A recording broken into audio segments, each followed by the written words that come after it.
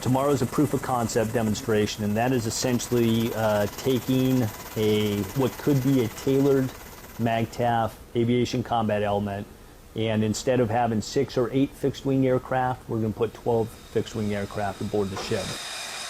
The Marine Corps is the lead service here in bringing stealth to sea.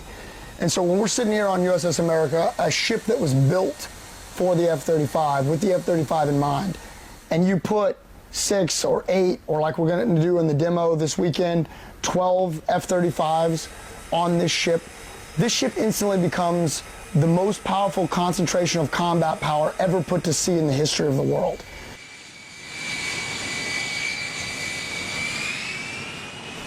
So we've taken 12 F-35Bs and we put them aboard USS America, and what we're trying to figure out, and what we are figuring out, is exactly how do we move those aircraft around the deck.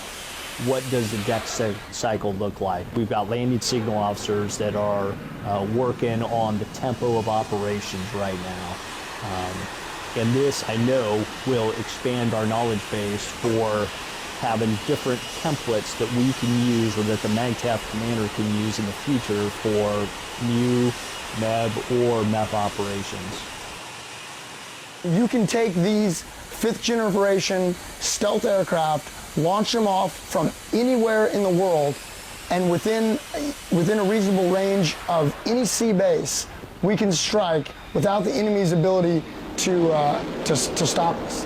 So that is a huge capability, and the Marine Corps is the lead service in that, which is really exciting, and it's a really great capability for the Department of the Navy writ large and America's maritime capability to influence world events as we're called upon to do so.